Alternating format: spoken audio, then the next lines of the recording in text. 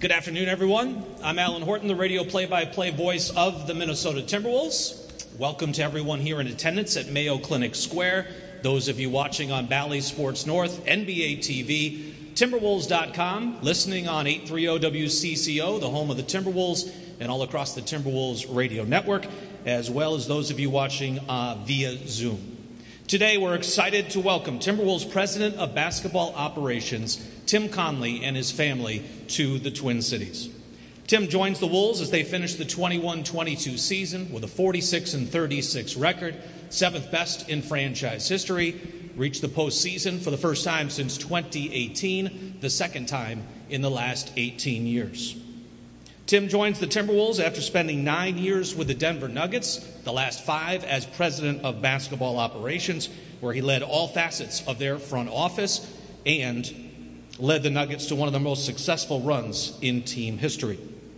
He started his time in Denver in 2013, serving as the general manager and executive vice president of basketball operations before being named president of basketball operations. He's also spent time with the New Orleans Hornets organization and more than 10 years with the Washington Wizards. To tip off today's press conference, we'll get opening statements from the Timberwolves ownership group with Glenn Taylor, Mark Laurie, and Alex Rodriguez. And then we'll hear from Tim Connelly before opening it up to questions. We'll start with Glenn Taylor. Glenn. Well, first of all, thank you for coming. Really appreciate it. We're really excited not only about today, but about our future. We think we've done some pretty wonderful things here. We've put together a bunch of young men that play very competitively in the league now, and we want to make sure we back that up with support, and Tim will be part of providing the leadership of that support. So I would just again say, congratulations. Oh, thank you. Thank you. Thank you so much. I echo Glenn's comments. We couldn't be more excited to welcome you to the team. We've just been on a search now for a while, and we're looking for someone that had and aligned with the core values of this team, and also one of the most respected NBA executives. And we feel like there's only one that matches and ticks both those boxes. And so we couldn't be happier to have you here, and we feel grateful and fortunate. Thank you. Yeah, and I echo exactly what Glenn and Mark said. I mean, the goal all along is to build a world-class organization, one of the most respected organizations in all of sports, which goes from being the fittest, most disciplined, most competitive, grittiest. And I think, the core values that we have, I think Tim fits the bill perfectly, not only for this team, but for this great town. A little overwhelmed. I had such a wonderful 9 years in Denver, and when the conversation started with Glenn and Becky and Mark and Alex and Ethan, you're excited, you're confused, you're scared, but as those conversations developed and they took on more substance, you realize that this place has an unbelievably special core. I'm here not to mess it up. This team is on the right direction. I think Finchie's a special coach. Sach and his crew of guys done such a wonderful job making this such an attractive destination. It was a blast watching you guys play. It wasn't a blast watching us play against you guys. I'm not here without the unbelievable support of my ex-colleagues and bosses, specifically the Kroenke family, Michael Malone, Calvin Booth. I could name a million guys, but this is a culmination of all their hard work. It's not something that I got here individually. But when you spend time in the room with these guys and you're in this beautiful building and you're around town and sense the excitement that the T-Wolves have created, it's a special, special place. And I think, we're going to work as hard as possible to push the envelope a bit. And hopefully we have some new franchise records. We keep building off of where we are. And thank you for being so open and welcome to my family. Thank you for being so transparent in what we're trying to accomplish. And just thank you for taking a chance. Thank you, Tim. We'll open it up to questions. As a reminder, this is being televised, so please wait until a microphone is passed to you by one of the members of the Timberwolves PR department, and then identify yourself with your name and your media affiliation before asking your question. John Krasinski with The Athletic. Tim, you were in a great place in Denver. You built a really great team there. What do you think? What kind of went through the process as you kind of mulled over this opportunity, and what ultimately led you to believe that this was the right decision for you and your family? It was unbelievably challenging because, as you mentioned, we're leaving a place that is so special. It's where we had both our children, countless colleagues. I've learned so much from Josh and Stan. So it wasn't a seamless or easy decision, but what was consistent with these guys up here, and again, Ethan and Ryan, Sach, Finchy, they were so direct and so honest about their aspirations, and the aggression of which they talked about how they can achieve these goals was exciting. The first time we sat down in Mark's palatial condo in New York City, it was just kind of there was no real intent. It would be fun to talk to these guys about hoops, and then you could sense their passion, you could sense their vision, and pretty quickly the excitement became contagious. And as this thing took on a more real scope, you dug in a bit more and saw how much they have, both on the court, off the court. And I think it's a team and organization that its best days are in front of us, and hopefully, I get out of the way, hope I don't mess it up too much, but there's a real sense here that this place can do something special, and I hope I can play some small role along with people up on the stage.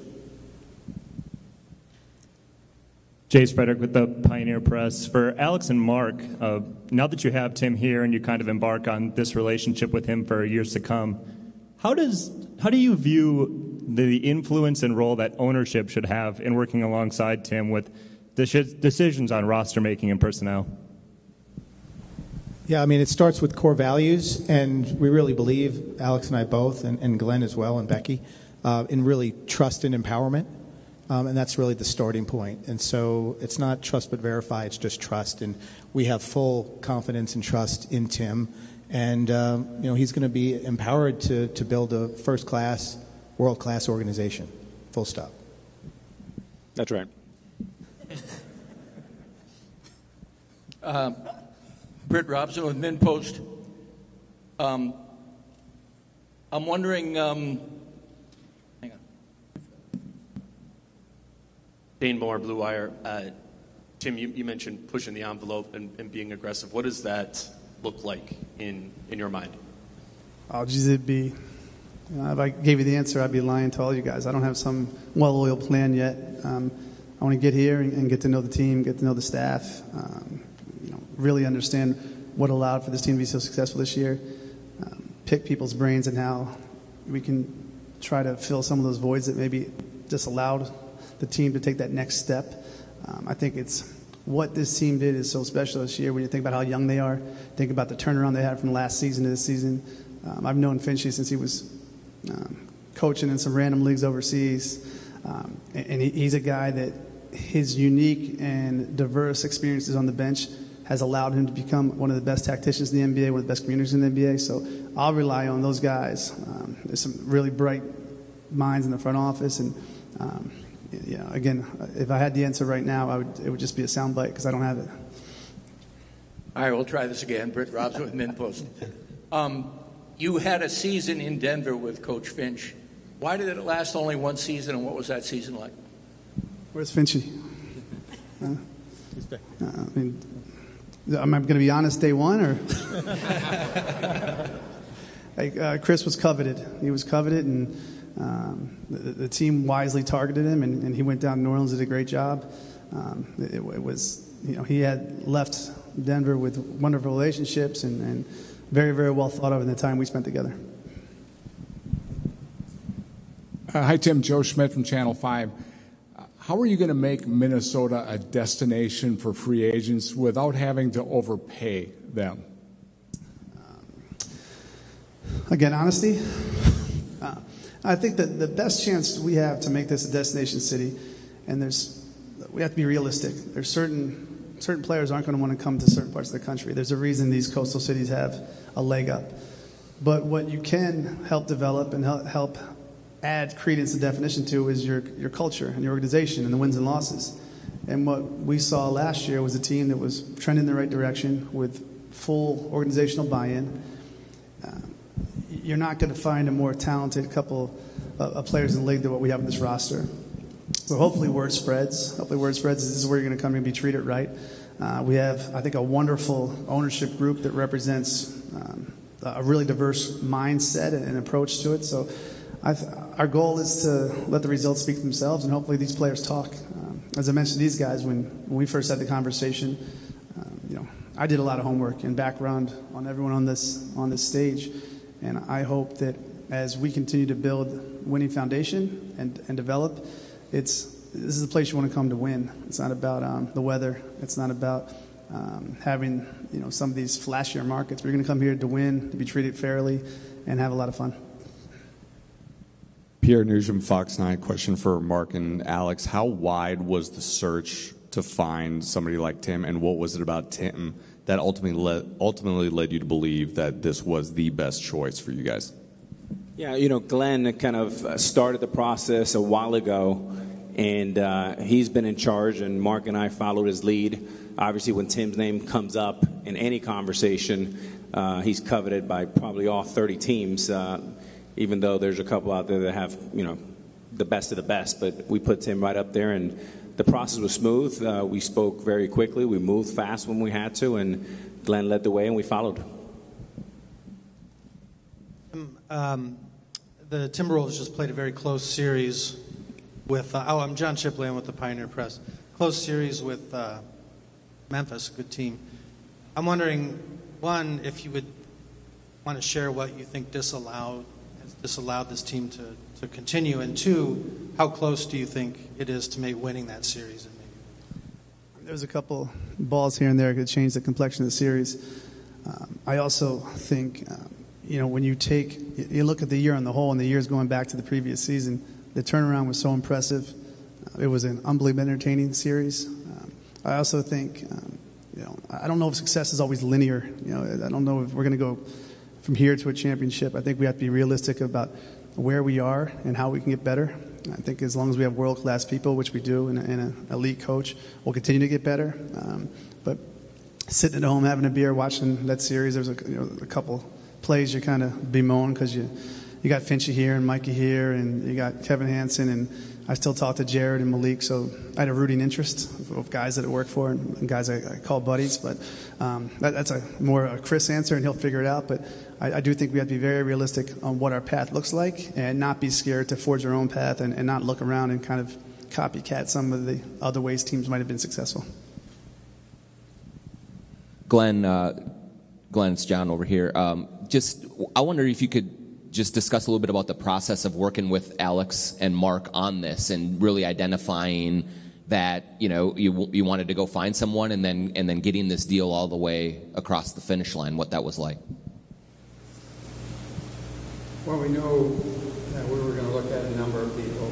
I got involved in that and had some other people that are in the business check on other people. Then Tim's name came up. I didn't have him on the list. I thought he was under contract with Denver, so I didn't have him as the first person to contact. But I called the Kroenke family and asked them if we were interested in meeting with Tim, would it be okay, and they gave me permission to do that. That sort of started that through him in the group, and that went very, very well. And as always, I would ask Mark and Alex to get involved, and they set up their own interviews and handled that, came back and said, I think we see the same thing you do, we see a winner. And that's about how it worked out. And for Alex and Mark, too, just in terms of working with Glenn, what did you try to do to try to make this process smooth and get it to where you want it to be?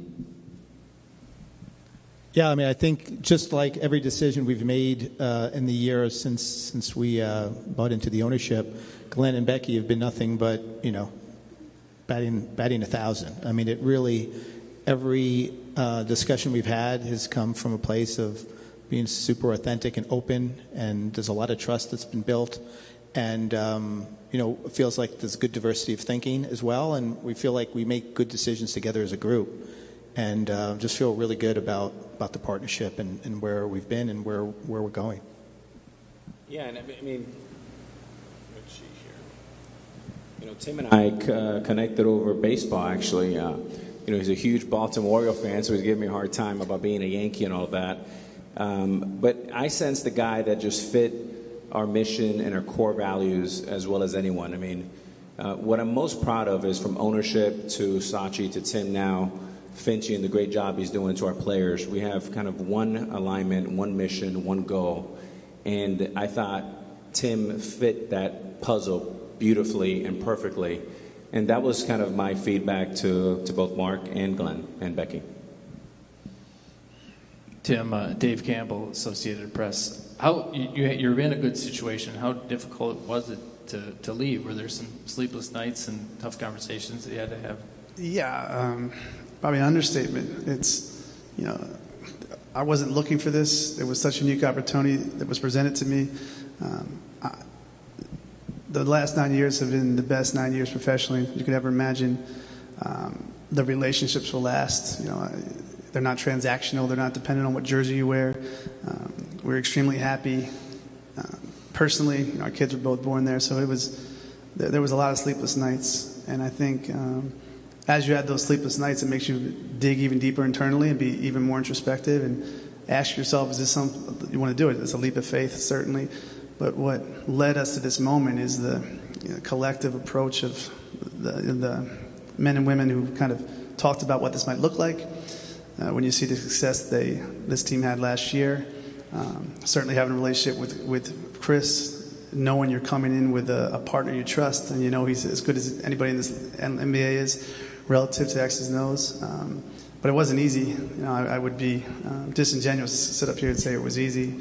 But we're excited, and I think it's going to be special on the court. Certainly, we're very excited to get to know the community. We like to be active. We like to really be part of something. We don't want to just come to games and go home. It's a new chapter, a new challenge, and we're fired up. Hey, Tim, Darren Wolfson from Channel 5. Are you seated here without the equity portion of the equation? I'm really talking about the contractual negotiations. I barely even understand it, quite frankly. I know the salary cap. I can talk about that extensively, but yeah. You're asking about that. Basically, he's on a bonus program, just like a lot of people are. If the team does well, he does better. That's the first assist of the Timberwolves era.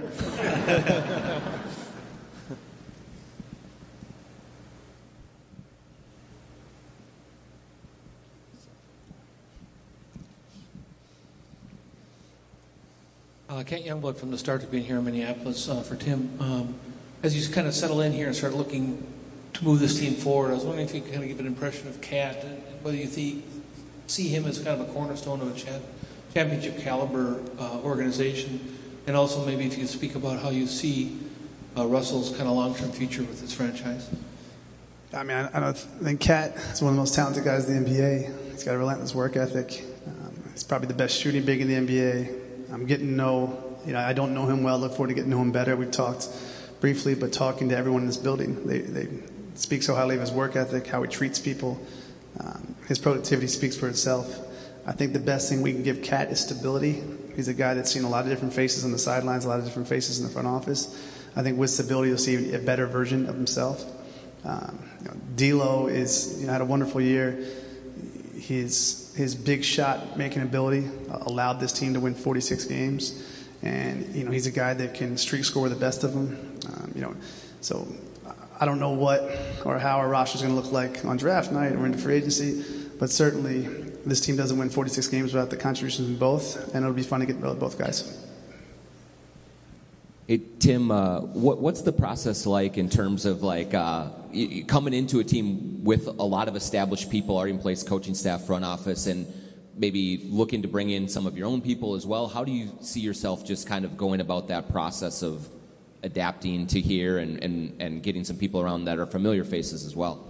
Again, I've been super lucky that I'm a pretty social guy on the road, so I know a lot of these guys. We've shared a meal, shared too many drinks. So I want to get to know who's here, and I have a pretty good sense. We don't know until you're in the same room with those people. Again, I don't have all the answers. It's going to be a collaborative effort. I believe in colleagues. I don't believe in employees. So when you're talking about Sach and Zarko and Manny, you know a lot of these guys. So it makes the transition a bit easier. And this is a difficult time to join a team. The draft prep is in full swing. I've been largely absent for a myriad of reasons. So I kind of want to be a fly on the wall. I feel pretty confident. I really like to scout. I like to watch games, so it's one of my favorite times as we approach next week. So I can't wait to get in some heated, spirited debates about who we should take, what should we do with the pick. I would we'll probably add some new faces, some guys that I have familiarity with, some women I have familiarity with as well. Don't know what that will look like, but I'm not joining a team that's broken. This is a team that's trending in the right direction, that's made a ton of really, really smart decisions. Even most recently extending Chris, getting Pat Beverly on the additional 1 year. So I'm not here to impede progress. I'm here to promote it, and I'm hopeful that I can learn a ton from the people in the building, and hopefully I can add a little bit of my knowledge to what's already a very strong core of people. Tim, along those same lines, you come in and obviously the people who are already working here have had time with these guys and these players and opinions and evaluations of them. How do you balance the info you might gather from others versus maybe wanting to make your own evaluations of players as you take a deeper dive on them? I think that's the fun part. I don't think, we're not engineers. If you misplace this beam, the building falls. There's no exact science in basketball. We could pick the right player. It might not be the right time. We could... we use this term quite often, and you guys will get sick of it. Informed mistakes. We can't be governed by fear. We have to be aggressive. We have to know everything about these players and who will fit with Finchy and the guys on the court. But I don't have all the answers, so I can't wait to hear what they think. I love talking hoops. I love being challenged. I enjoy the inexact nature of the draft. I think I told Mark the night I met him, I said, if you talk to anyone about this role and they tell you they have all the answers, they're the wrong people. If they tell you that they're batting 1,000 in the draft, they're the wrong people. We're going to make a lot of mistakes, but hopefully they're informed and they're well-intentioned and they're collaborative. And in that room, we're arguing like crazy. And when the door opens, it's a we pick, it's a we selection, it's a we trade. So I think that's a really, really fun part. It's the part I'm most looking forward to.